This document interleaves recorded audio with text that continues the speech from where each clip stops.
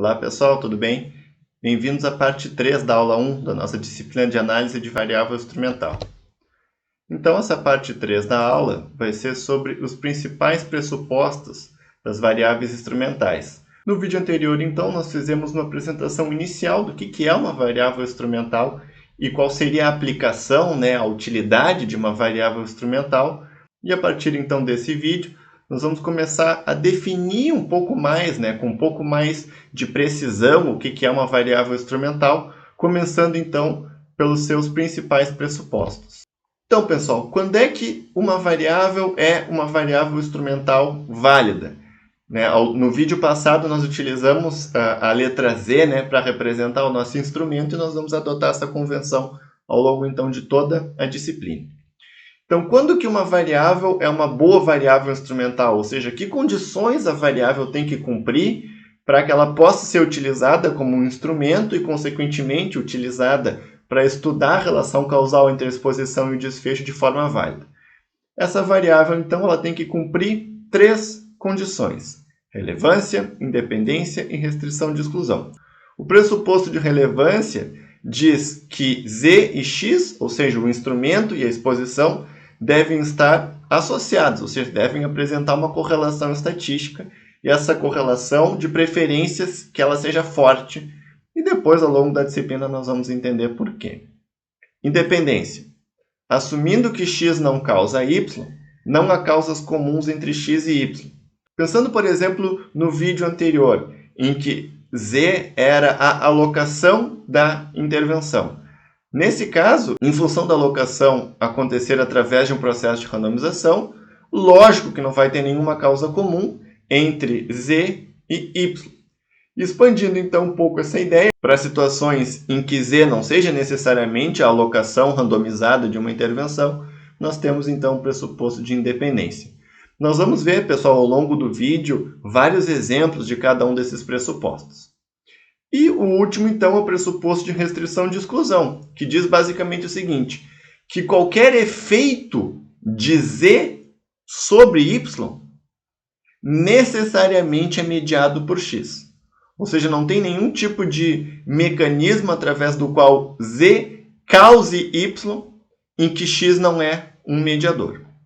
E, de fato, pessoal, nós podemos, então, condensar esses 2 últimos pressupostos aqui, de independência e restrição de exclusão, em um único pressuposto, que afirma, então, que todos os caminhos abertos entre Z e Y passam por X, ou seja, não tem nenhuma fonte de associação entre Z e Y que não seja totalmente mediada pela nossa exposição.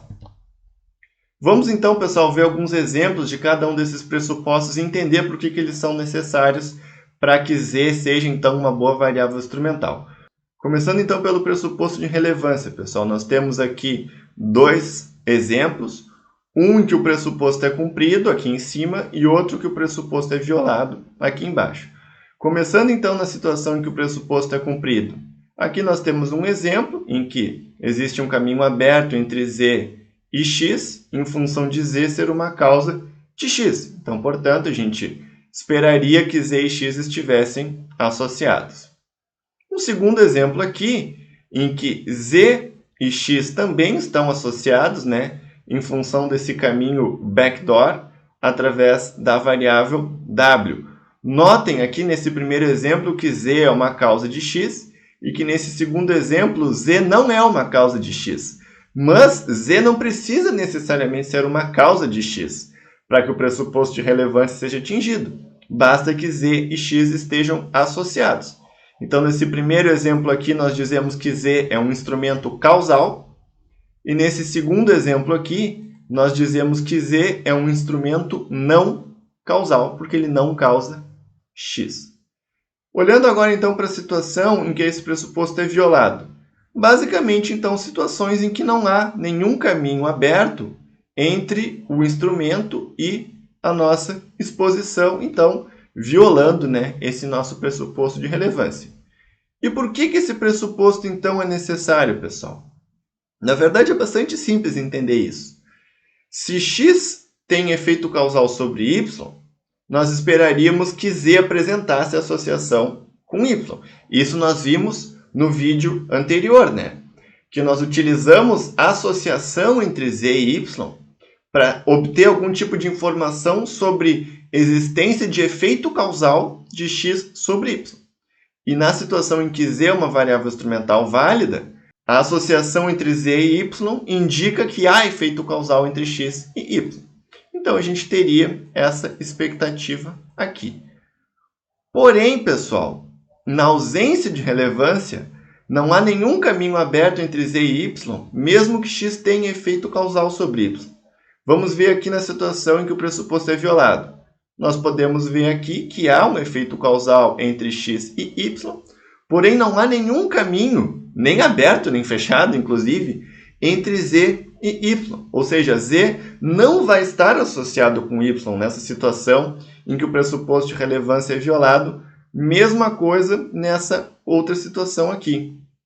Em comparação, na situação em que o pressuposto é atingido, notem que existe um caminho aberto entre z e y, tanto na situação em que z é um instrumento causal, quanto na situação em que z é um instrumento não causal.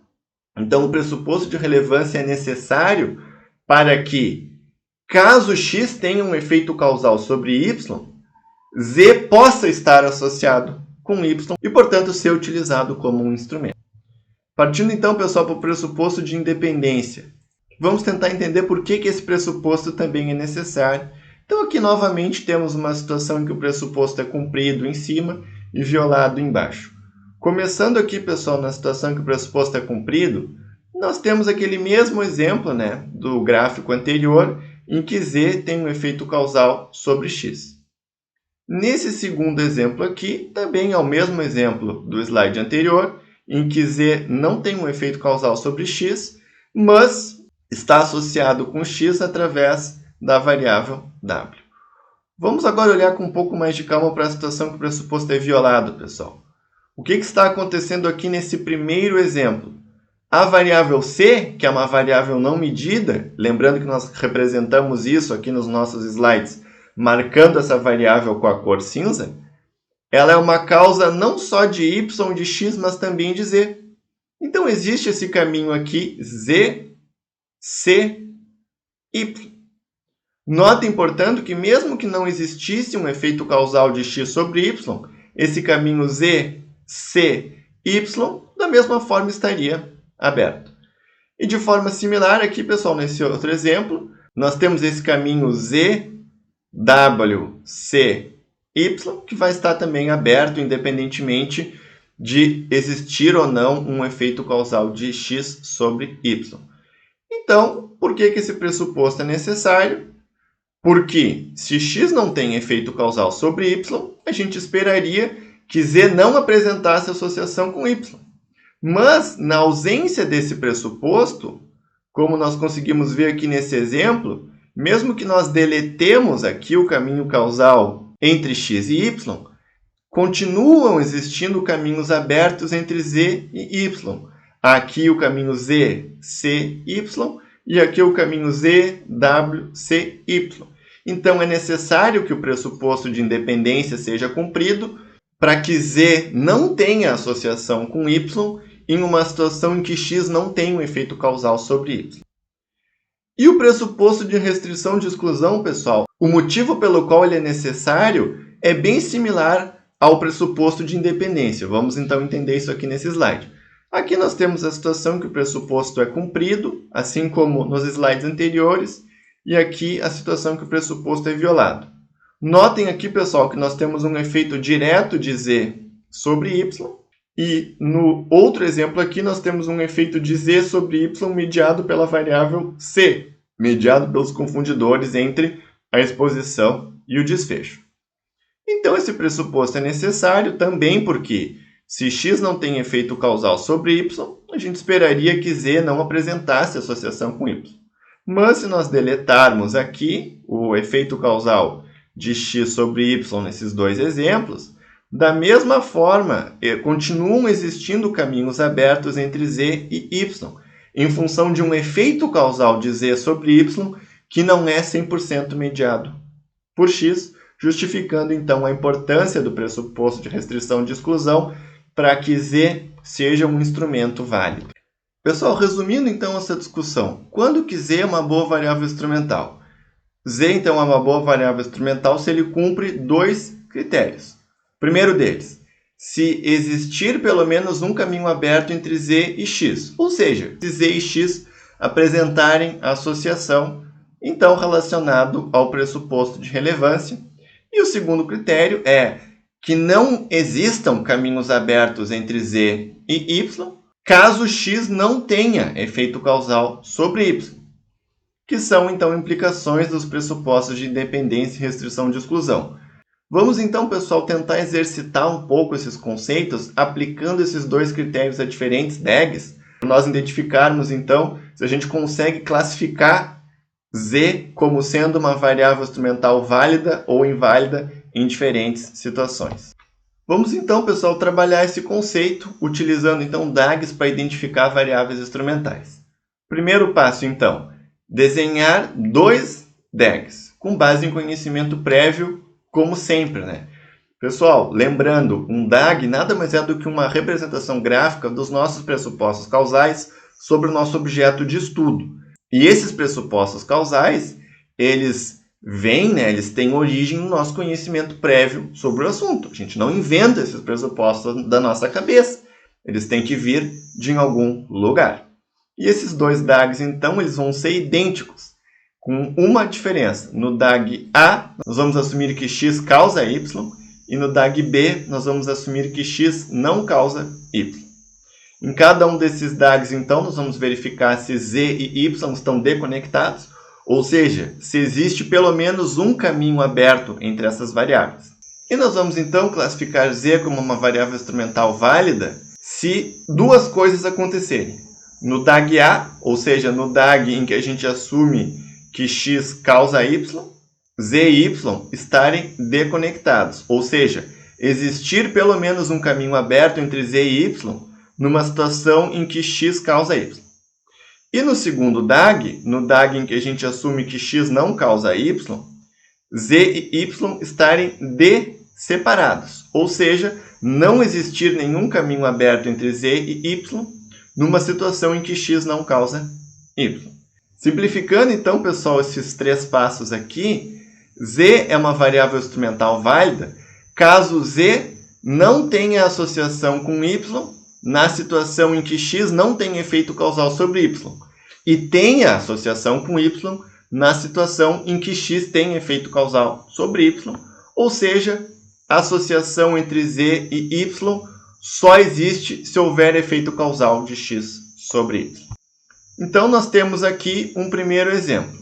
Nesse exemplo, então, qual é a relação entre a associação entre z e y e o efeito causal de x sobre y? E aqui até já está a resposta, que a associação entre z e y nos informa sobre o efeito causal de x em y.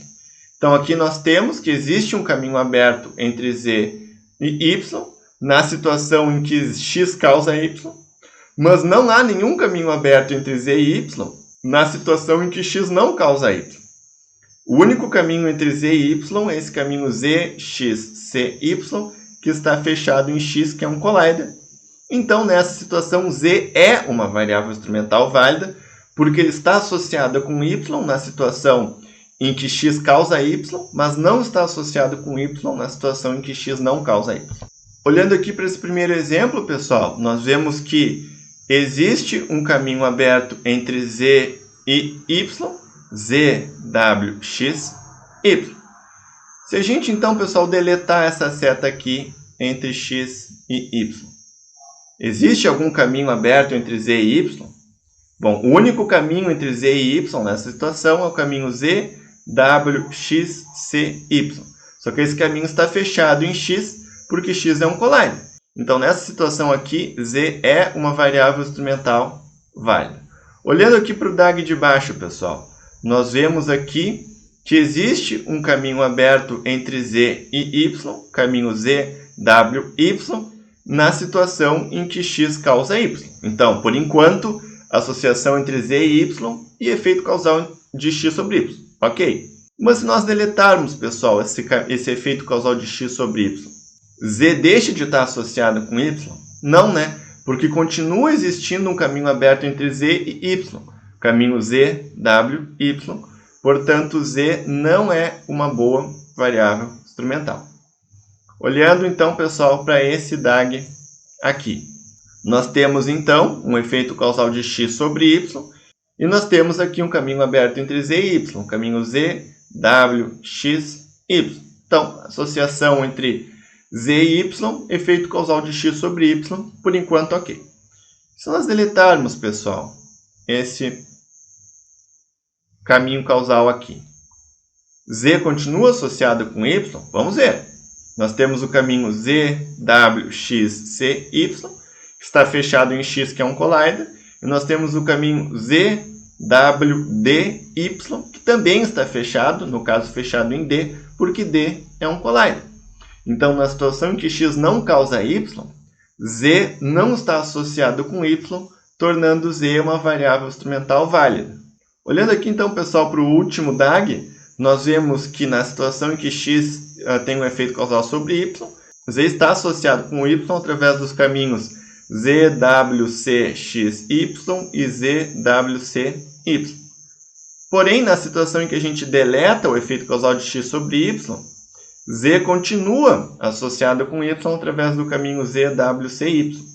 Então, z não é uma variável instrumental válida. Notem, pessoal, que nesses 4 DAGs aqui, eu fiz esse passo a passo de pensar se existe um caminho aberto ou não entre z e y, na situação em que x tem e não tem efeito causal sobre y. Mas conforme a gente vai pegando a prática, a gente consegue tirar essa conclusão de uma forma muito mais rápida. Por exemplo, nesse DAG aqui, é lógico que z não é uma variável instrumental válida, porque não tem nenhum caminho aberto entre z e x. Então, o pressuposto de relevância não é válido.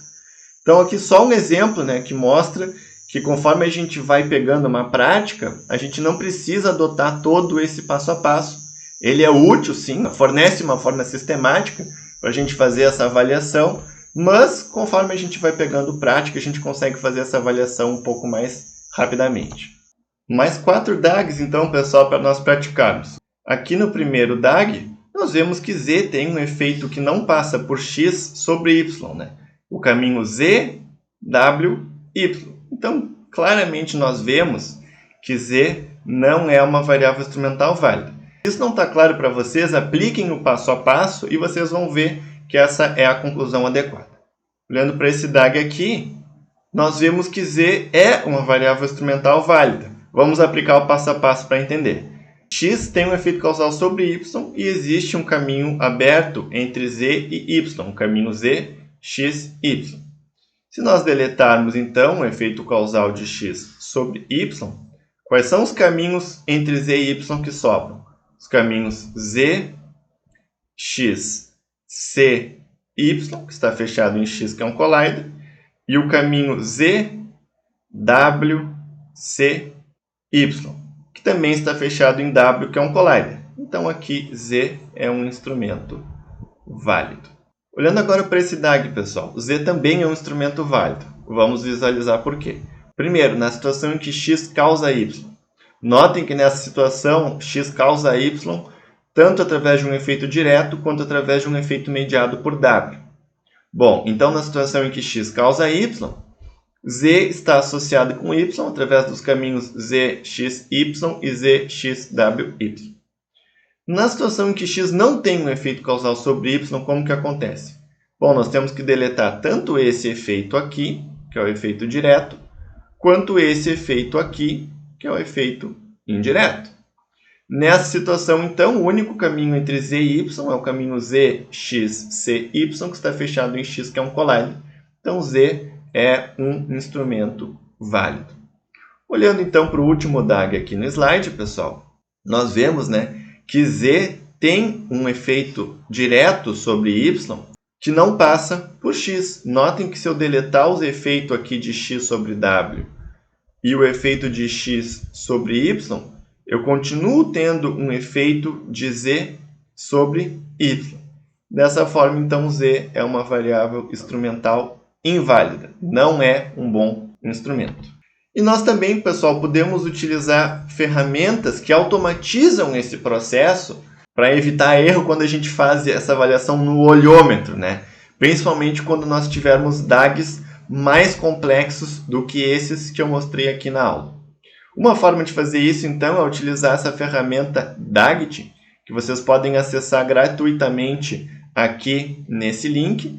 Ela é uma ferramenta cujo uso é bem intuitivo e ela tem todos os tutoriais necessários para que vocês possam ler e entender como ela funciona. E o que eu quero chamar a atenção para vocês?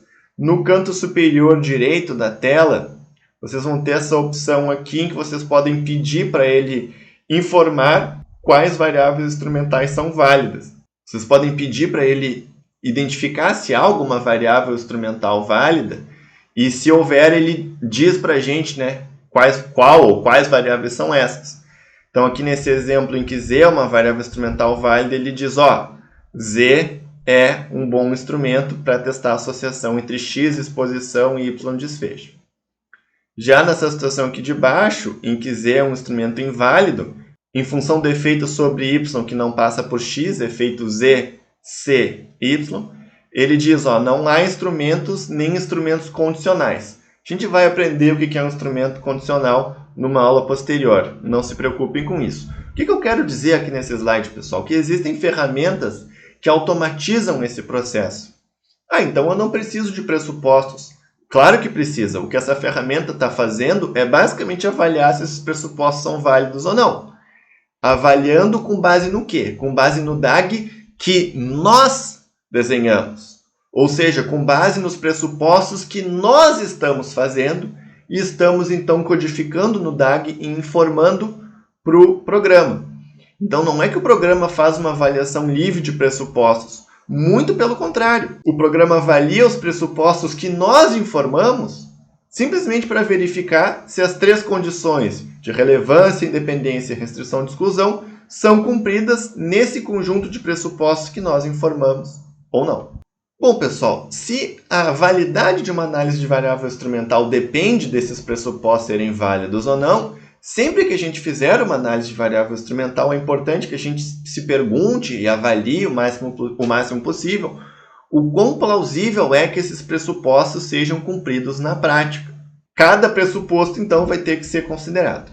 Com relação ao pressuposto de relevância, pessoal, a gente consegue avaliar esse pressuposto empiricamente, simplesmente testando a associação entre o nosso instrumento e a nossa variável de exposição.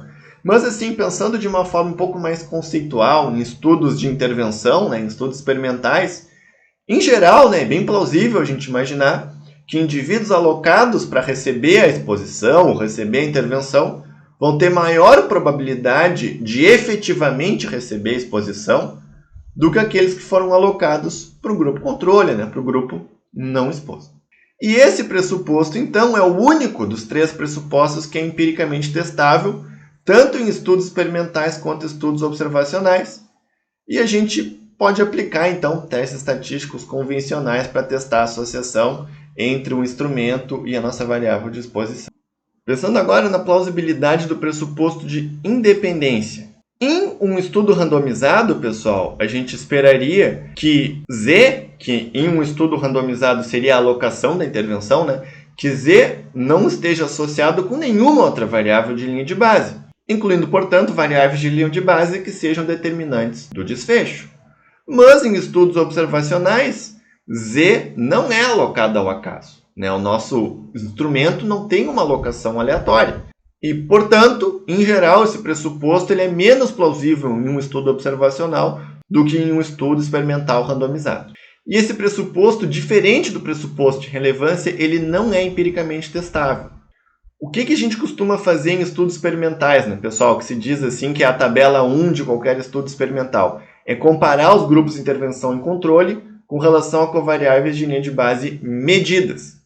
Se os grupos forem similares com relação a múltiplas variáveis de linha de base medidas, é uma corroboração empírica a hipótese de que a randomização foi efetiva e produziu grupos comparáveis, tanto com relação a covariáveis medidas, quanto com relação a covariáveis não medidas. Mas a similaridade entre os grupos com relação a covariáveis não medidas continua sendo um pressuposto, altamente plausível numa situação em que a randomização foi adequada, mas continua sendo um pressuposto. Afinal, ao menos do ponto de vista teórico, sempre é possível que exista um ou mais determinantes do desfecho cuja distribuição seja diferente entre os grupos. E fazendo então comparação com estudos observacionais, em geral a gente imaginaria, que esse risco seja maior nos estudos observacionais do que nos estudos experimentais randomizados, em função de que em estudos observacionais Z não é alocado ao acaso. E por fim, pessoal, avaliando a plausibilidade do pressuposto de restrição de exclusão. Começando então em um estudo randomizado, esse pressuposto vai ser especialmente plausível em um estudo randomizado duplo cego, porque como eu, participante, não sei para que grupo eu fui alocado, é mais difícil que o meu comportamento, ou que a minha resposta, ou que o meu padrão de adesão, ou outras variáveis que pudessem influenciar o desfecho, difira, conforme a alocação da intervenção. Podem existir exceções, estou falando aqui de uma forma mais geral. Em estudos observacionais, isso vai depender da natureza da variável instrumental, assim como no caso de um estudo experimental. E esse pressuposto, assim como o pressuposto de independência, mas diferentemente do pressuposto de relevância, ele não é empiricamente testável. O que a gente pode tentar fazer, pessoal, na prática, para ter uma mínima ideia se esse pressuposto é plausível? A gente poderia testar a associação entre Z e possíveis efeitos off-target da intervenção. Efeitos off-target, o que eu quero dizer com isso? Efeitos inespecíficos, ou seja, efeitos de Z sobre variáveis que não sejam a exposição e que sejam possíveis causas do desfecho. Mas é lógico que a gente sempre vai ser limitado ao que foi medido, afinal, se existir um efeito inespecífico cujo mediador não foi medido, a gente não vai ter como fazer essa avaliação. E também o conhecimento disponível sobre esses mecanismos. Por exemplo, vamos supor que existe uma variável W que a gente acha que poderia ser um efeito inespecífico de Z sobre Y. Mas, na verdade, essa variável W é um mediador do efeito de X sobre Y. Z vai estar associado com W, em função de Z estar associado com X. Mas a gente poderia interpretar isso equivocadamente como uma evidência de um efeito off-target de Z sobre Y. Vamos tentar representar essa ideia num DAG, pessoal. Então, aqui nós temos Z, que é o nosso instrumento, X, W e Y. Se Z estiver associado com W, a gente esperaria que Z estivesse associado com W, em função de W ser um mediador de X. Mas se a gente equivocadamente acha que, na verdade, o mecanismo correto não é esse aqui, mas sim esse aqui, a gente vai interpretar uma associação entre Z e W como evidência de um efeito inespecífico, quando na verdade não é. Então a gente é limitado a essa avaliação empírica, tanto a disponibilidade de variáveis que capturam esses efeitos inespecíficos, quanto ao nosso entendimento sobre esses mecanismos inespecíficos.